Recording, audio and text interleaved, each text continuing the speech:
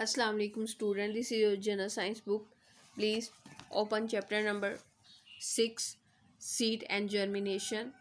तो seed and germination में हम seed के बारे में और उसकी germination का मतलब होता है growth होना, grow करना किसी चीज़ का। तो सीड कैसे ग्रो करता है, किस तरीके से उगता है, इसके बारे में हमने इस चैप्टर में देखना है। तो इसमें हम देखते हैं एक्सरसाइज में long question, right the structure of the मेज सीड एंड बीन सीड के बीन सीड का और मेज सीड का अपने स्ट्रक्चर बताना है। तो अब मेज सीड का स्ट्रक्चर क्या होता है और बीन सीड का स्ट्रक्चर क्या होता है उसके बारे में हमने देखना है। तो ये फर्स्ट आपका लॉन्ग क्वेश्चन है, उसका 2 स्ट्रक्चर उसने पूछे हुए हैं। तो एक आज जो हमने देखना है वो मेज सीड का स्ट्रक्चर हमने देखना है। और इसमें हमने मेज सीड में जो चीज़ें देखनी है। अच्छा, अ मेज और corn seed is a Oval shaped. मेज और कॉर्न सीड की जो शेप होती है वो क्या होती है, ओवल। ये आपके सामने कॉर्न के सीड मौजूद है, मकई के दाने जो जब दुकान रेडी वाले के जो होते हैं पास, ये भूनता है वो, हम उसे शौक से खाते हैं। तो मेज और corn seed is oval shaped, ये ओवल शेप्ड होते हैं। और फिर इसके बाद it has a tough outer seed covering called testa. इसके बाहर एक सख्त किस्म का जो कोट मौजूद होता है, कवरिंग मौजूद होती है, जिसको हम क्या कहते हैं, टेस्टा कहते हैं।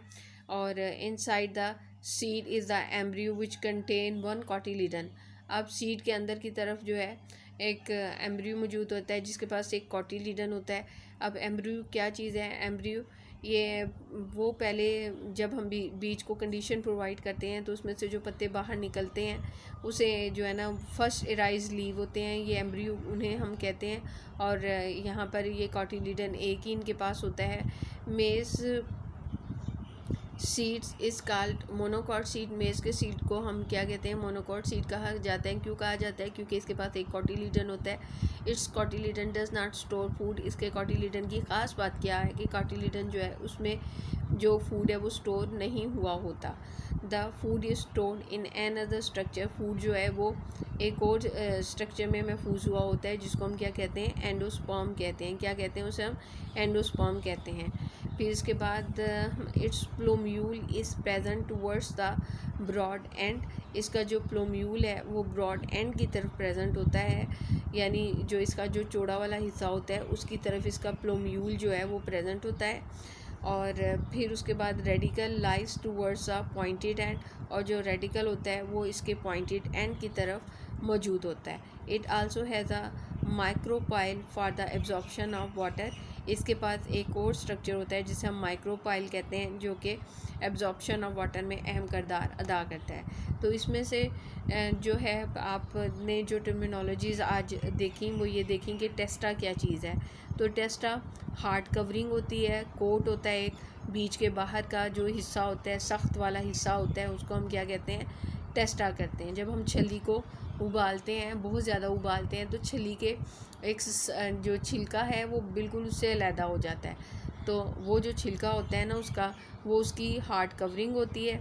और वो हार्ड कवरिंग बहुत ज़्यादा बॉयल करने के बाद उससे अलहदा होती है। उसके बाद उसके अंदर से सॉफ्ट हिस्सा नज़र आता है। तो जो हार्ड कोट है, हार्ड कवरिंग है, उसे हम टेस्टा कहते हैं।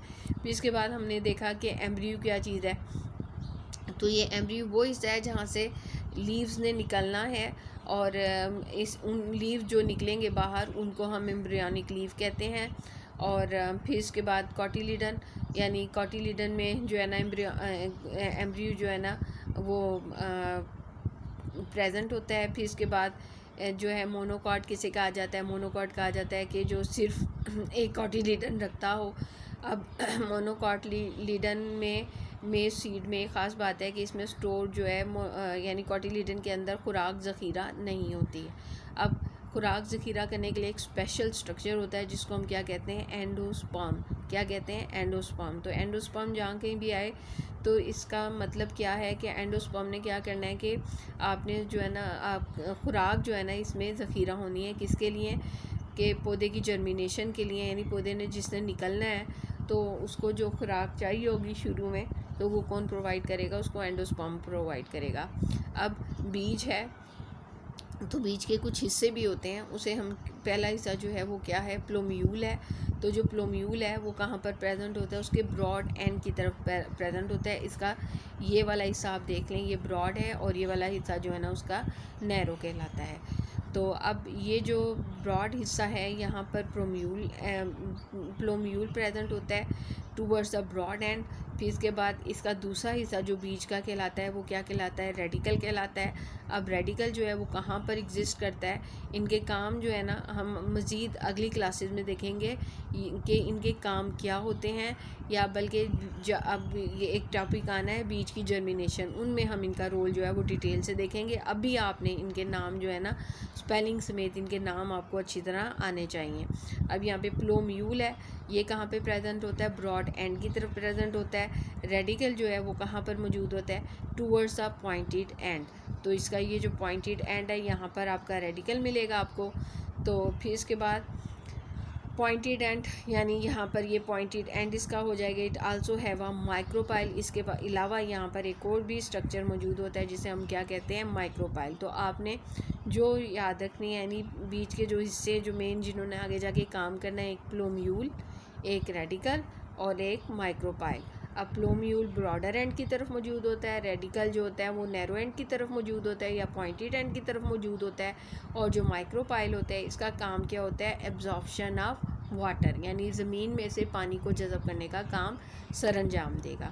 तो आपने ये जो है ना आपने आपका काम है, लेकिन आपने इसको जो है ना 2 हिस्सों में आपने करना है। आपने कापी पर आपकी मर्ज़ी है इकट्ठा आप लिख लें, या आपने इसको 2 दिन में करके लिखना है तो 2 दिन में याद आपने करना है। यानी आपने इसको जो आपने टाइम देना है, आपने मंडे और ट्यूसडे में इसको आपने मुकम्मल करना है और याद भी आपने करना है। तो ये आपका होमवर्क हो जाएगा मंडे और ट्यूसडे का, ठीक है।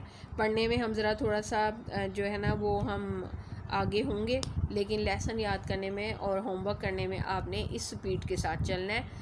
और आपने जो है ना जब ये आप बना लेंगे, ये डायग्राम जो है ना ये वाली आपने जो है ना बनानी है, ये वाली डायग्राम बनानी है और उसको आपने इस तरीके से जो है ना आपने क्या करना है, इसको लेवल भी करना है, आपने लेबल करना है आपने, और ये डायग्राम आपने बनानी है। ओके, अल्लाह हाफिज़।